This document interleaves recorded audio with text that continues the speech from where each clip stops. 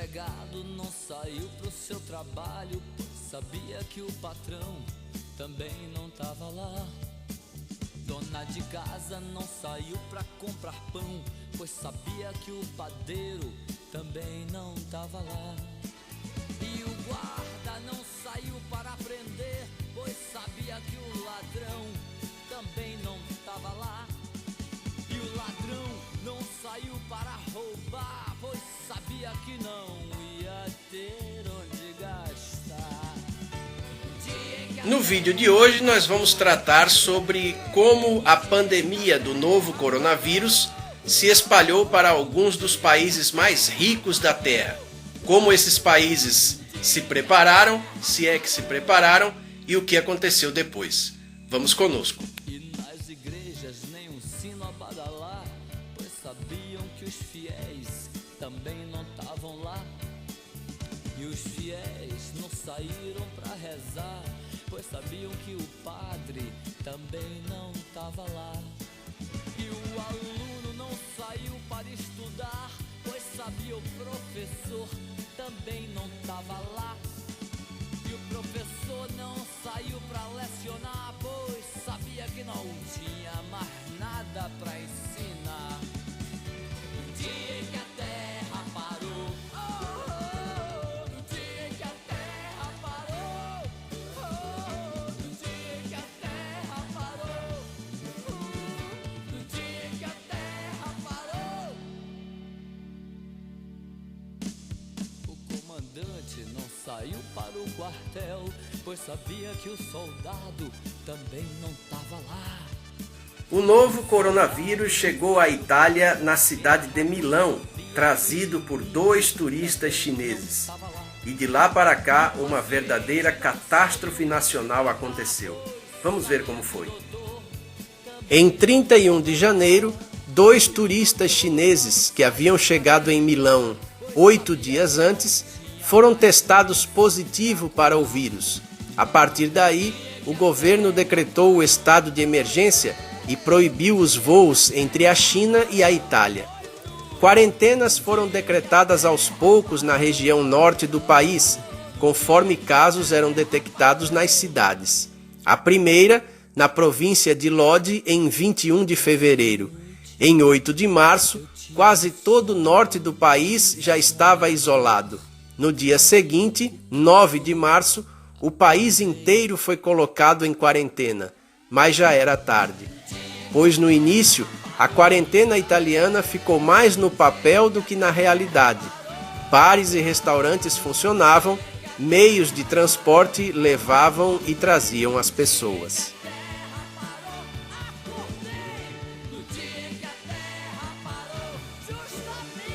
Quando a população italiana e as autoridades principalmente começaram a levar a sério a questão do novo coronavírus, logo não demorou muito e os médicos italianos já estavam colocados na difícil situação de escolher quem receberia atendimento e quem seria entregue à própria sorte. É o que aconteceu e está acontecendo na Itália, e o que já está acontecendo em outros países, quando e se o isolamento social não é respeitado, pois ele é o único meio de impedir que muitas pessoas sejam contaminadas ao mesmo tempo, levando o sistema de saúde ao colapso. Na Itália, segundo o jornal El País, o governo italiano criticou prefeitos e governadores que adotaram medidas de isolamento no final de fevereiro, quando já se tinham registrado 17 mortes. Temia-se afetar a economia e o turismo na Itália. Temia-se que a economia parasse e o desemprego. Você já ouviu falar alguma coisa semelhante por aqui, não ouviu?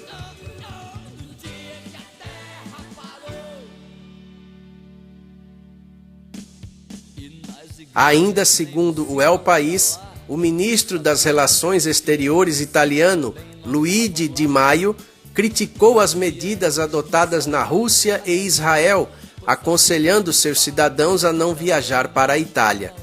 Ele disse que se as crianças estavam indo às escolas, turistas e investidores poderiam vir à Itália.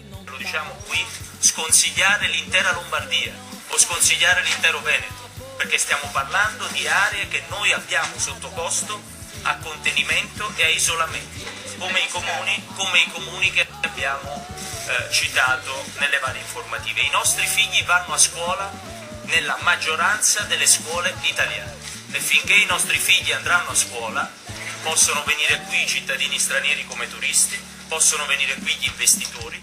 Foi erro fatal, como as milhares de mortes posteriores podem atestar. No dia 26 de março, a Itália já contabilizava mais de 60 mil casos, com números de mortos superando a casa dos 5 mil. Caminhões do exército em fila transportando corpos para a cremação, porque o sistema de sepultamento e de cremação também entrou em colapso em algumas regiões da Itália.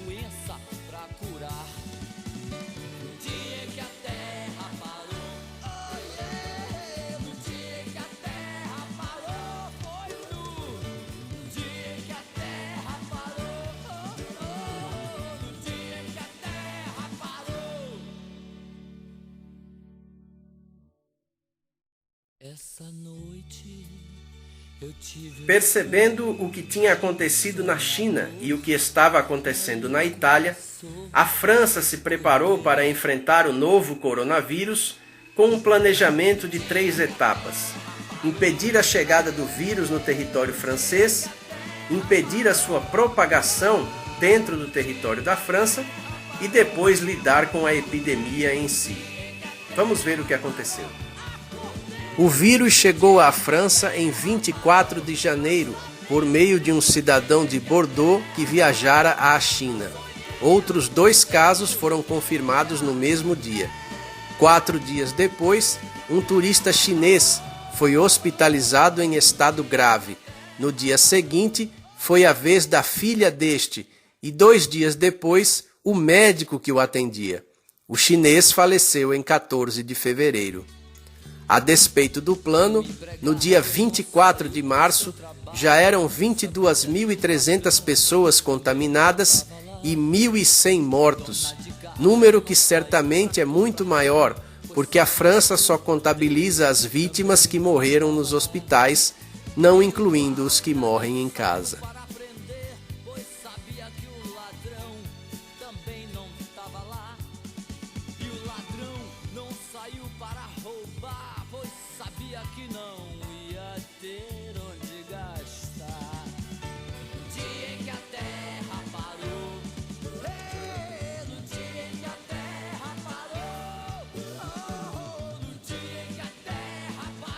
No Reino Unido, o coronavírus chegou oficialmente no dia 31 de janeiro de 2020, através de uma família de turistas chineses que ficou hospedada na cidade de Newcastle. O governo colocou em prática campanhas de informação. No entanto, pouco mais de um mês depois, em 28 de fevereiro, foi registrado o primeiro caso de contaminação comunitária. Segundo o site Nexo, em texto de João Paulo Charlot, contrariando as recomendações da OMS, o governo de Boris Johnson estava apostando na estratégia de não impedir a contaminação das pessoas, para que logo a maioria estivesse imunizada por já ter tido a doença. Essa estratégia não levava em conta as mortes dos mais frágeis, especialmente idosos, o que seria considerado como um dano colateral. Parece-nos que essa estratégia britânica não levou muito em consideração que a rainha da Inglaterra, a rainha Elizabeth II, já tem mais de 90 anos e que o herdeiro do trono, seu filho, o príncipe Charles, já tem mais de 71 anos, ambos fazendo parte do grupo de risco, cuja vida foi menosprezada, digamos assim. Somente em 16 de março, o governo de Boris Johnson aconselhou medidas de distanciamento social. E quando a situação chegou a degringolar, o primeiro-ministro decretou a quarentena em todo o Reino Unido e anunciou medidas econômicas para salvaguardar os salários, empregos e empresas. No dia 23 de março, o Reino Unido já registrava 6.650 casos, com 335 mortes. O príncipe Charles, de 71 anos, foi diagnosticado como infectado. No dia 26 de março, a agência de notícias AFP revelou que os hospitais de Londres estavam recebendo um tsunami contínuo de pacientes graves, vítimas do novo coronavírus, ao mesmo tempo em que a quantidade de profissionais de saúde contaminados aumentava assustadoramente. No dia 27 de março, o próprio Boris Johnson anunciou no Twitter que um teste revelou sua condição de infectado pelo coronavírus. Nos Estados Unidos, como já foi dito anteriormente, o presidente Donald Trump, segundo o jornal The Washington Post, foi avisado da epidemia da China ainda no mês de janeiro. No dia 29 daquele mês, foram evacuados da província de Hubei todos os cidadãos estadunidenses que ficaram de quarentena na chegada ao país. A despeito disso, os casos de contaminação começaram a aparecer, inclusive a contaminação comunitária. Logo, estavam ocorrendo em áreas mais afastadas da costa leste, como o Wisconsin e Montana. No início de março, o número de mortes já chegava a 17. Nos Estados Unidos há um fator complicador. Não há um sistema público de saúde e só quem pode pagar por planos de saúde, que têm preços e coberturas variadas, é que está coberto. Quem não tem plano, por vezes nem procura atendimento, pois as contas hospitalares geralmente são altíssimas. Isso sugere que muitos casos nem chegam ao conhecimento das autoridades. Aliado a esse problema gigantesco, o presidente Donald Trump demorou a agir. Em 27 de fevereiro, declarou que o risco era muito baixo e que o país estava muito pronto para lidar com a ameaça. No dia 6 de março, comentando a primeira morte ocorrida em Washington, Trump disse que não havia motivo para pânico. Somente no dia 11 de março, com validade a partir do dia 13, é que foram suspensos os voos vindos da Europa, restrição não aplicada ao Reino Unido, que, como já vimos, se tornou um dos países mais atingidos. E a restrição não se aplicou a nenhum americano ou seus parentes residentes no exterior, bem como não se aplicou também a aeronaves de carga. Ou seja, olhando detalhadamente, a rede de proteção de Trump, o escudo feito nos Estados Unidos, era pouco mais que uma peneira. Por outro lado, em um acordo firmado com os planos de saúde, Trump conseguiu que eles não aumentassem ainda mais os preços. Recursos também foram destinados ao Centro de Controle de Doenças. Entretanto, logo a realidade se impôs, e no dia 13 de março o presidente declarou estado de emergência nacional, quando já havia cerca de 1.600 casos registrados e 40 mortes espalhados por 45 dos 50 estados que compõem os Estados Unidos da América. Em 16 de março, foram iniciadas, ainda de forma esparsa, medidas de restrição, denominadas diretrizes, embora uma quarentena nacional não estivesse nos planos. E continuou fora dos planos no dia 20 de março, embora os casos não parassem de subir. Aos poucos, os estados foram decretando quarentena por conta própria e logo os grandes centros, como Nova York, a Califórnia e a própria capital, estavam vazios. No dia 24, o jornal New York Times defendeu uma quarentena nacional por 2 semanas para enfrentar a pandemia. Mas, no mesmo dia, em entrevista para a emissora Fox News, Trump afirmou que desejava a reabertura de tudo até a Páscoa, em 12 de abril, e relativizou as mortes, considerando que outras gripes também matam. E nas igrejas nem um sino a badalar, pois sabiam que os fiéis também não estavam lá. E os fiéis não saíram para rezar, pois sabiam que o padre também não estava lá. E o aluno não saiu para estudar, pois sabia o professor também não estava lá.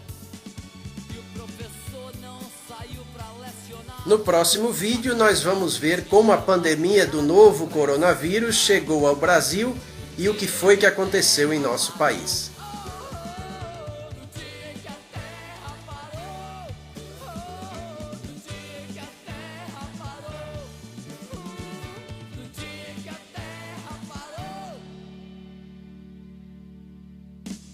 O comandante não saiu para o quartel, pois sabia que o soldado também não estava lá.